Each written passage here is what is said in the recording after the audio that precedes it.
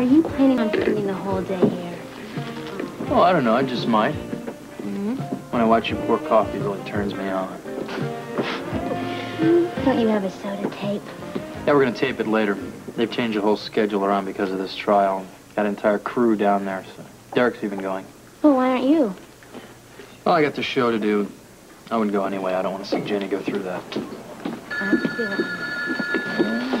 Just stay right here. This is Kelly's diner. Yeah, this is Trixie. Oh, yeah, sure. Hold on a second. Telephone for you, lover. Me? Uh-huh. Lover. Lover. Thank you. Yeah. Oh, hi, Jim.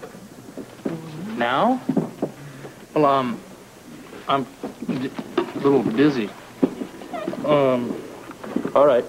Yeah. Be down as soon as I can. Thanks. Well, I should be glad that was the station manager, not some panting female, huh? You should indeed. They changed the schedule around again. They need me, so I gotta go. No, I don't suppose I should tell you I'll miss you. I'll miss you, too. Bye. Bye. Honey, I could use some forks. Forks, I'll get them from the kitchen. Atta girl. Ricks. Hi, how are you? You know, that Korean freighter in Slip 16 is offloading a ton of cargo. I don't know what we're going to do with it all. Fine room. Just remember that the Sea Bay area and the surrounding area is off limits. That's reserved for special shipments, right? Sean, good morning. Good morning. Felicia, this is a surprise. I thought you had a class on Friday morning. Well, I normally do, but today the professor has a flu. Oh. Did you check into that penthouse we talked about? Yeah, I bought it. You bought it? Yes. That's wonderful. Congratulations. Great. Well, I can't move in there for a few days, but I think I'm going to be very comfortable in it. I'd really like to see it sometime. Well, then you shall.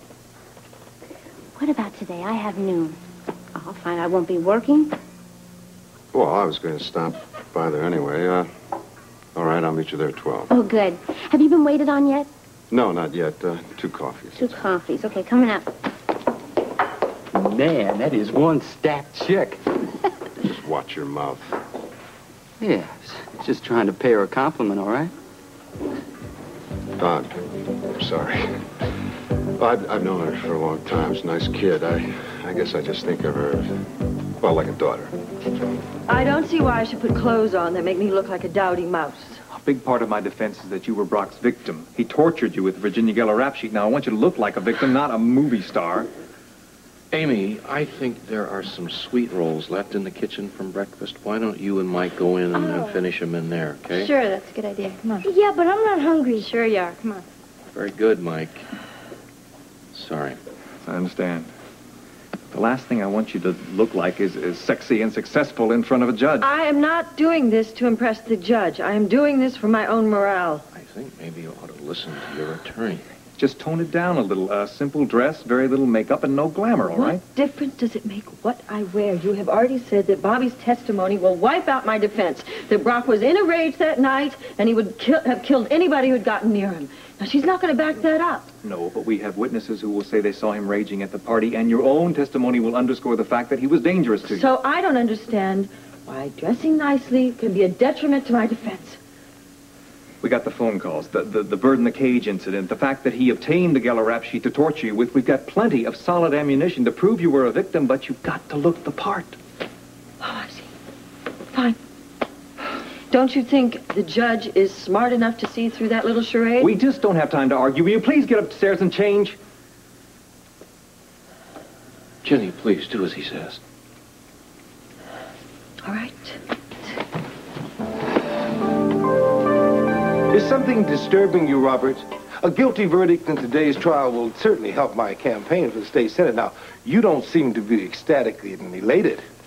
Well, if Albany's what you want, Ken, then I hope that's what you get. Well, it is for the first step, but there'll be others later. You gotta pardon me if I'm less than enthusiastic. It's just that I regret using other people's problems as a stepping stone. It's the system, Robert. I use it, but I didn't invent it. Hell, we all use it. Yeah, well, sometimes the system backfires. I mean, you got a conviction, a positive conviction in the Grant Andrews case, but it was thrown out. The guy was framed.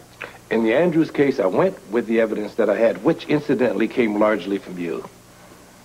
True. At the time, I thought that Andrews was guilty myself. So did the jury, but there was no onus on you when it became obvious that he was framed. I suppose not. I guess we know in this case that we're going after a guilty party. One that wasn't framed. Want some more coffee, Rube? No, it's enough.